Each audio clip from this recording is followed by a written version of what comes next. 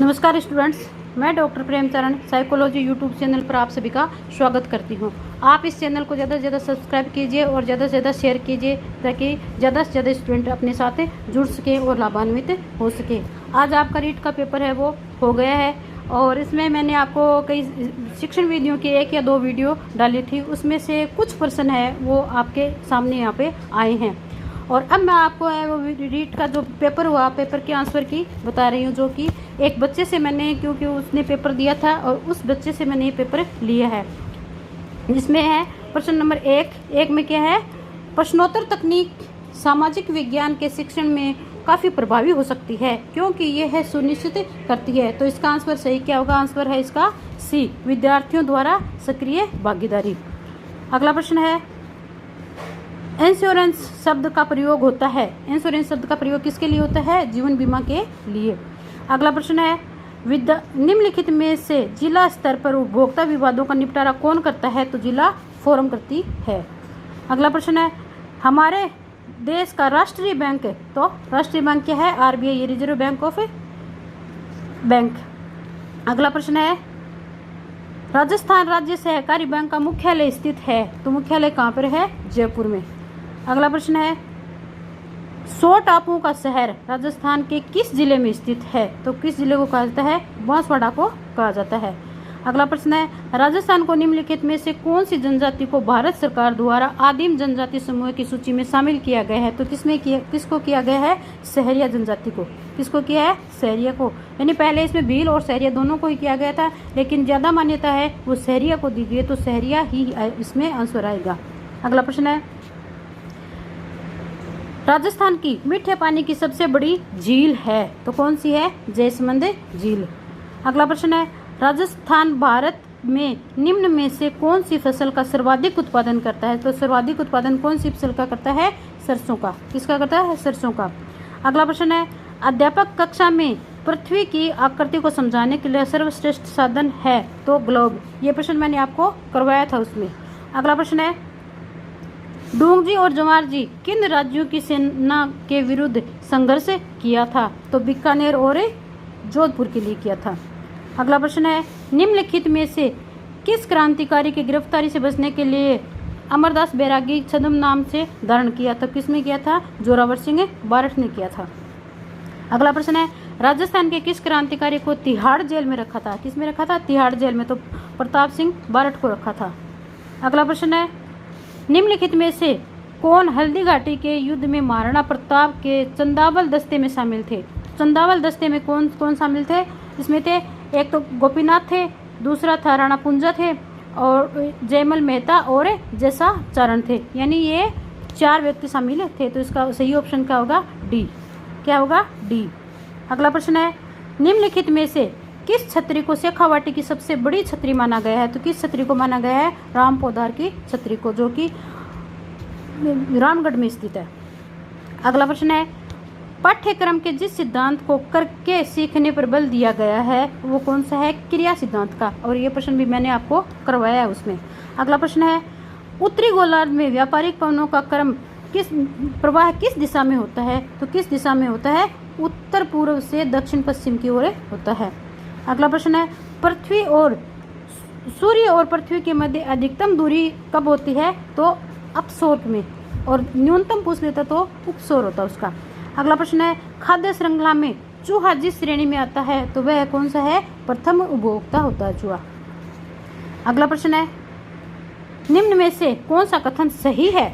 तो इसमें आएगा, पृथ्वी की सतह है के चक्रवातों के पवनों की दिशा घड़ी की सुई की दिशा और घड़ी की सुई के विपरीत, यानी जो उत्तरी गोलार्ध है उसमें विपरीत चलती है और दक्षिणी गोलार्ध उसमें सही चलती है। अगला प्रश्न है, राज्य विधान परिषद में राज्यपाल द्वारा कितने सदस्यों को मनोनयन किया जाता है? तो 1/6 का किया जाता है। कितने किया है? 1/6 का किया जाता है।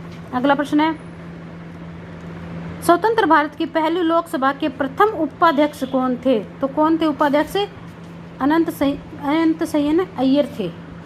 अगला प्रश्न है, भारत में मतदान के दौरान मतदान केंद्र पर मतदाता रजिस्टर का प्रभारी कौन होता है? तो कौन होता है? द्वितीय मतदान अधिकारी होता है। अगला प्रश्न है, किस शासन प्रणाली में कार्यपालिका विधायिका के प्रति उत्तरदायी होती है? यानी कार्यपालिका है विधायिका के प्रति उत्तरदायी होती है, तो इसमें क्या आएगा? संसदीय सरकार। क्या होगा? संसदीय। ए ऑप्शन सही है इसका। अगला प्रश्न है, निम्न में से कौन सा ज्ञान उद्देश्य का उदाहरण है? तो ज्ञान उद्देश्य का उदाहरण कौन सा होगा? परिभाषित करना। सी ऑप्शन सही है इसका। अगला प्रश्न है, भारत में राष्ट्रीय मतदाता दिवस मनाया जाता है, तो कब मनाया जाता है? 25 जनवरी को। ए ऑप्शन सही है इसका। अगला प्रश्न है, भारतीय संविधान की जिस सूची में कृषि और सिंचाई को शामिल किया गया है, तो वो कौन सी है? राज्य सूची। बी ऑप्शन सही है। अगला प्रश्न है, संविधान के किस अनुच्छेद के अंतर्गत सर्वोच्च न्यायालय को अभिलेख न्यायालय के स्थान दिया गया है? तो किसमें दिया गया है? 129 में। ए ऑप्शन सही है इसका। अगला प्रश्न है, भारतीय संविधान के किस अनुच्छेद के अंतर्गत राष्ट्रपति में संघ की कार्यपालिका शक्ति निहित होती है? तो किसमें होती है? ऑप्शन नंबर ए 53 में। अगला प्रश्न है, राजस्थान पंचायती राज अधिनियम 1994 के अध्याय 2 क में जिस गठन का प्रावधान किया गया है, तो वह है ग्राम सभा का। किसका किया है? ग्राम सभा का। अगला प्रश्न है, राष्ट्रीय शिक्षा नीति 2020 में प्रस्तावित राष्ट्रीय आकलन केंद्र का क्या नाम दिया गया है? तो क्या नाम दिया गया है? परख का। किसका दिया? परख, यानी डी ऑप्शन सही होगा इसका। अगला प्रश्न है, राजस्थान में उच्च प्राथमिक विद्यालय में कल्प कार्यक्रम का प्रारंभ कब किया गया था? तो 2004-05 में किया गया था। डी ऑप्शन सही है इसका। अगला प्रश्न है, पंडित जवाहरलाल नेहरू द्वारा प्रस्तावित उद्देश्य प्रस्ताव को संविधान भाषा द्वारा कब स्वीकार किया गया? तो कब किया गया? 22 जनवरी 1947 को। सी ऑप्शन सही है इसका। अगला है, 86वें संविधान संशोधन अधिनियम द्वारा शिक्षा के अधिकार को किस मौलिक अधिकार के भाग बनाया गया है? तो स्वतंत्रता का अधिकार। अगला प्रश्न है, भारत में लैंगिक अपराधों से बालकों का संरक्षण का अधिनियम कब बनाया गया? तो कब बनाया गया? 2012 में। अगला प्रश्न है, दुर्गादास राठौड़ की छतरी किस राज्य में स्थित है? तो किस राज्य में है? मध्य प्रदेश में, क्षिप्रा नदी के तट पर। अगला प्रश्न है, चावंड चित्रकला शैली का विकास किस क्षेत्र में हुआ? तो किस में हुआ? मेवाड़ में। ए ऑप्शन सही है इसका। अगला प्रश्न है, श्रीमती किशोरी देवी किस किसान आंदोलन से संबंधित रही है? तो किससे रही है? सीकर। बी ऑप्शन सही है। अगला प्रश्न है, बजबट्टी नामक आभूषण शरीर के किस भाग में धारण किया जाता है? तो किस में किया जाता है? गले में धारण किया जाता है। डी ऑप्शन सही है इसका। थॉर्नडाइक को शिक्षा मनोविज्ञान के किस सिद्धांत के लिए जाना जाता है? तो सीखने के सिद्धांत के लिए जाना जाता है। अगला प्रश्न है, निम्न में से किस दशक में भारत के नकारात्मक जनसंख्या में वृद्धि दर्ज की गई थी? तो किस में दर्ज की गई थी? 1921-11 में। अगला प्रश्न है, निम्न में से कौन सा लौह इस्पात कारखाना भारत में सर्वाधिक पुराना है? यानी सबसे पुराना कौन सा है? टिस्को। अगला प्रश्न है, दी गई आकृतियों को उत्तर से दक्षिण की अवस्थित क्रम में बताना है अपने को, तो इसमें क्या आएगा? ऑप्शन नंबर डी, भाबर, तराई, खादर और डेल्टा। अगला प्रश्न है, भारत में जिप्सम का सर्वाधिक उत्पादन कौन सा राज्य करता है? तो राजस्थान करता है। ए ऑप्शन सही है इसका। अगला प्रश्न है, जस्कर नदी का उपयोग सिंचाई एवं विद्युत उत्पादन हेतु किस प्रदेश में किया जाता है? तो किस में किया जाता है? लद्दाख में किया जाता है। सी ऑप्शन सही है इसका। चौरी चौरा घटना कब हुई थी? तो चौरी चौरा घटना 5 फरवरी 1922 को हुई थी। बी ऑप्शन सही है इसका। अगला प्रश्न है, पंडित हरिनारायण शर्मा को अलवर के किस शासक ने अपना सलाहकार नियुक्त किया था? तो किसने किया था? जयसिंह ने। बी ऑप्शन सही है। अगला प्रश्न है, किसने कहा था कि धर्म मनुष्य के भीतर निहित देवत्व का विकास है? धर्म न तो पुस्तकों में है और न ही धार्मिक सिद्धांतों में। तो धर्म की बात इसने किसने की थी? स्वामी विवेकानंद जी ने की थी। सी ऑप्शन सही है। अगला प्रश्न है, भारत में वंचित वर्ग का पहला कवि किसे कहा गया है? किसको कहा गया है? चोखे मेला को कहा गया है, जो महार जाति के थे। डी ऑप्शन सही है इसका। अगला प्रश्न है, औरंगजेब द्वारा जजिया कर लगाए जाने पर किस शासक ने पत्र लिखकर विरोध किया था? तो किसने किया था? राज सिंह ने किया था। अगला प्रश्न है, निम्नलिखित में से कौन सा वाद्य यंत्र बांसुरी की तरह होता है? तो बांसुरी की तरह कौन सा होता है? अलगोजा। ठीक है। अगला प्रश्न है, निम्नलिखित में से युग्म को सुमेलित करना है, तो इसमें सही सुमेलित कौन सा है? सही सुमेलित होगा इसका कंबोज राजपुरा, ये वाला सही है इसका। अगला प्रश्न है, भंडदेवरा मंदिर किस जिले में स्थित है? तो भंडदेवरा मंदिर है वो बारां जिले में स्थित है, सी ऑप्शन सही है। अगला प्रश्न है, चंद्रगुप्त के बारे में निम्नलिखित में से कौन से कथनों पर विचार करना है? तो कौन से सही है इसमें?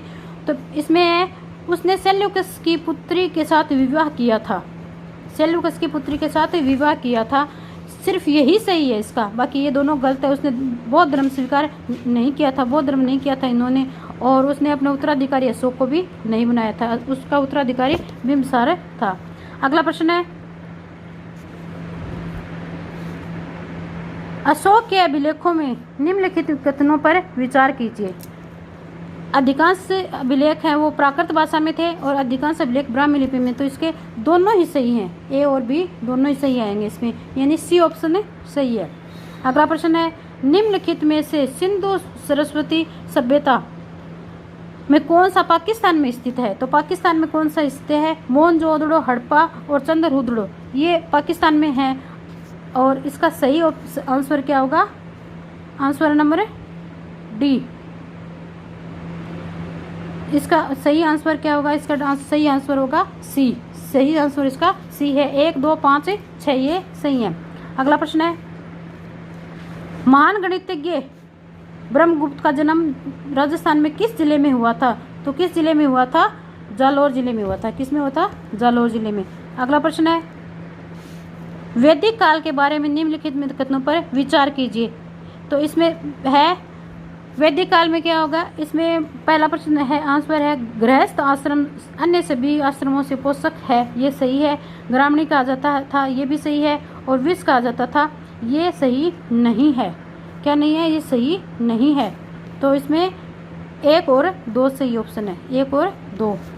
अगला प्रश्न है, संत दरियावजी द्वारा राम स्नेही संप्रदाय की शाखा कहाँ स्थापित की गई? तो कहाँ की गई थी? रैंड में की गई थी। अगला प्रश्न है, महावीर स्वामी के बारे में निम्नलिखित में कथनों पर विचार कीजिए। तो इसमें क्या है? उनका जन्म लुम्बिनी में हुआ था, ये गलत है। उनके बचपन का नाम वर्धमान था, ये सही है।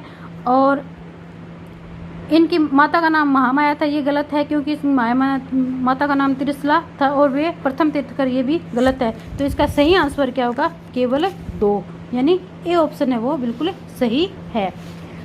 तो आज के लिए इतना ही, और रीट के संपूर्ण प्रश्नों के उत्तर आपको उपलब्ध हो चुके हैं। आशा है कि आपके अधिक से अधिक प्रश्न है वो सही हुए होंगे। आप इस परीक्षा में को उत्तीर्ण करें, इस चैनल से जुड़े रहें, और जल्द ही आपके लिए नया कोर्स है वो प्रारंभ किया जाएगा, और यूट्यूब पर आप जुड़े रहें। धन्यवाद।